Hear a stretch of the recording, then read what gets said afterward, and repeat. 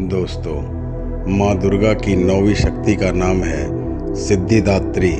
ये सभी प्रकार की सिद्धियों को प्रदान करने वाली माता है। नवरात्रि पूजन के 9वें दिन इनकी उपासना की जाती है। इस दिन शास्त्रीय विधि विधान और पूर्ण निष्ठा के साथ साधना करने वाले साधक को सभी सिद्धियों की प्राप्ति होती है। सृष्टि में उसके लिए कुछ भी अगम्य नहीं रह जाता है।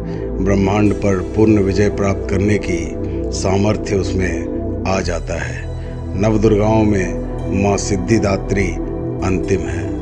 कमल पुष्प पर आसीन माँ की 4 भुजाएं हैं। माँ का वाहन सिंह है। सिद्धिदात्री माँ की आराधना उपासना कर भक्तों की लौकिक परलौकिक सभी तरह की मनोकामनाएं पूर्ण हो जाती हैं। माँ अपने भक्तों की हर इच्छा पूरी करती हैं, जिससे कुछ भी ऐसा शेष नहीं बचता जिसे व्यक्ति पूरा करना चाहे। भक्त अपनी सभी सांसारिक इच्छाओं आवश्यकताओं से ऊपर उठता है और माँ भगवती के दिव्य लोकों में विचरण करता हुआ उनके कृपा रस का निरंतर पान करता है और फिर विषय भोग शून्य हो जाता है। इन सभी को पाने के बाद व्यक्ति को किसी भी चीज़ को पाने की इच्छा नहीं रह जाती। मार्कंडेय पुराण के अनुसार माँ की आराधना से जातक को अनिमा अर्थात सूक्ष्म आकृति पाने की अलौकिक शक्ति, महिमा अर्थात भीषण आकृति पाने की अलौकिक शक्ति, गरिमा अत्यधिक भारी होने की अलौकिक शक्ति, लघिमा भारहीन बनने की अलौकिक शक्ति, प्राप्ति सर्वव्यापी होने की अलौकिक शक्ति, प्राकाम्य इच्छाओं को प्राप्त करने की अलौकिक शक्ति, ईशित्व आधिपत्य रखने की अलौकिक शक्ति, वशित्व सब कुछ जीतने की अलौकिक शक्ति आदि समस्त सिद्धियों व नवनिधियों की प्राप्ति होती है। हालांकि देखा जाए तो आज के ज़माने में इतना कठोर तप कोई नहीं कर पाता, लेकिन अगर व्यक्ति अपनी शक्ति अनुसार जब तप पूजा अर्चना करे तो माँ की कृपा उस पर सदा बनी रहती है। एक पौराणिक कथा के अनुसार भगवान शिव ने माँ सिद्धिदात्री की कठोर तपस्या कर 8 सिद्धियों को प्राप्त किया।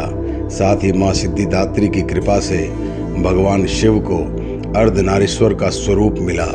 माँ सिद्धिदात्री माँ दुर्गा का अत्यंत शक्तिशाली रूप है। शास्त्रों के अनुसार देवी दुर्गा का यह स्वरूप सभी देवी देवताओं के तेज से प्रकट हुआ है।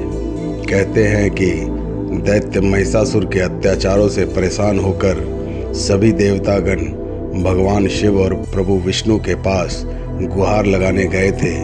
तब वहां मौजूद सभी देवतागण से एक तेज उत्पन्न हुआ।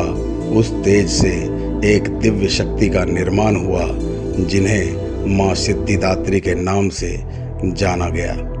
सिद्धि शब्द का अर्थ है अलौकिक शक्ति और धात्री का अर्थ है पुरस्कार देने वाली। इसलिए यह माना जाता है कि माँ सिद्धिदात्री सभी दिव्य आकांक्षाओं को पूरा करती हैं और वह अपने भक्तों को ज्ञान का आशीर्वाद देती हैं और उन्हें आध्यात्मिक ज्ञान प्रदान करती हैं। माँ सिद्धिदात्री की पूजा राक्षसों द्वारा भी की जाती है। एक अन्य पौराणिक कथा के अनुसार माँ सिद्धिदात्री की कहानी ऐसे समय में शुरू होती है जब हमारा ब्रह्मांड एक गहरे शून्य से ज़्यादा कुछ भी नहीं था। वह अंधेरे से भरा हुआ था और जीवन का कोई चिन्ह नहीं था। यह तब की बात है जब देवी कुष्मांडा ने अपनी मुस्कान की चमक से ब्रह्मांड की रचना की थी। माँ कुष्मांडा ने तब त्रिमूर्ति अर्थात भगवान ब्रह्मा, भगवान विष्णु और भगवान महेश की रचना की थी। त्रिमूर्ति की रचना के पश्चात भगवान शिव ने माँ कुष्मांडा से उन्हें पूर्णता का वर प्रदान करने के लिए कहा, तो माँ कुष्मांडा ने एक और देवी की रचना की, माँ सिद्धिदात्री अर्थात पूर्णता की दाता। अब भगवान ब्रह्मा को शेष ब्रह्मांड बनाने के लिए कहा गया था। चूँकि उन्हें सृष्टि के निर्माण के लिए एक पुरुष और एक महिला की आवश्यकता थी, इसलिए भगवान ब्रह्मा को यह कार्य बहुत चुनौतीपूर्ण लग रहा था। इसलिए भगवान ब्रह्मा ने माँ सिद्धिदात्री से प्रार्थना की और उनसे मदद करने को कहा। भगवान ब्रह्मा के अनुरोध को सुनकर माँ सिद्धिदात्री ने भगवान शिव के शरीर के आधे हिस्से को एक महिला के शरीर में बदल दिया। इससे भगवान शिव को अर्धनारीश्वर के रूप में भी जाना जाने लगा। भगवान ब्रह्मा अब शेष ब्रह्मांड के साथ साथ जीवित प्राणियों को बनाने में सक्षम थे। तो यह माँ सिद्धिदात्री ही थी जिन्होंने ब्रह्मांड के निर्माण में भगवान ब्रह्मा की मदद की और भगवान शिव को पूर्णता का वर प्रदान किया। माँ सिद्धिदात्री को सिद्धि और मोक्ष की देवी माना जाता है।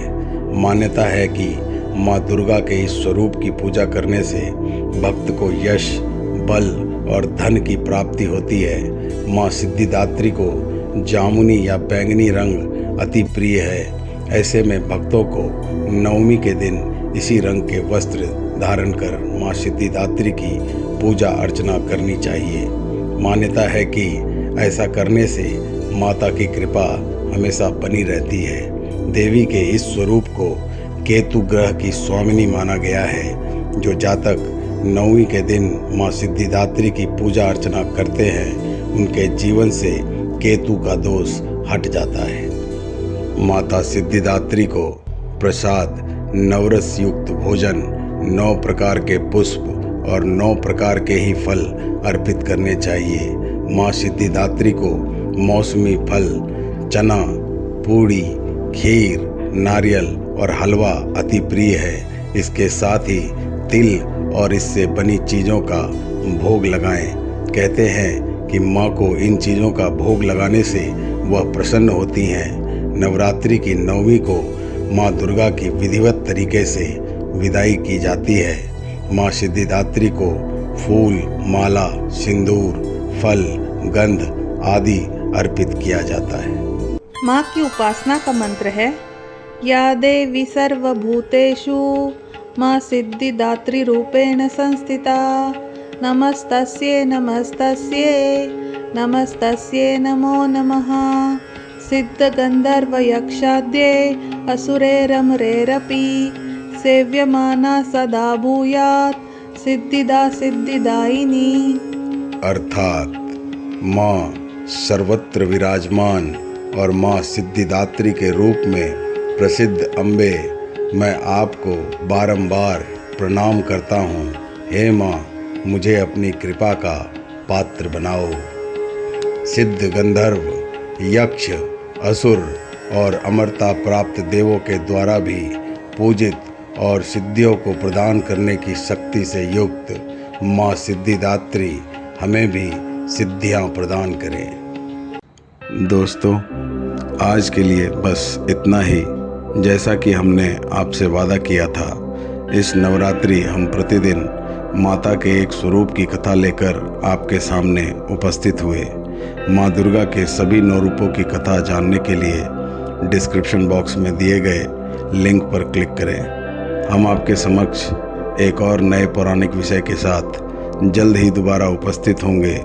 इस संदर्भ में यदि आपका कोई सुझाव हो तो हमें कमेंट बॉक्स में ज़रूर लिखें। अगर आपने हमारा चैनल अभी तक सब्सक्राइब नहीं किया है तो कृपया इसे सब्सक्राइब करें और बेल आइकन दबाकर नोटिफिकेशंस ऑन कर लें। तब तक के लिए हमें आज्ञा दीजिए। हमारे चैनल के साथ बने रहने के लिए आप सभी का बहुत बहुत धन्यवाद और एक बार फिर से नवरात्रि की बहुत सारी शुभकामनाएं।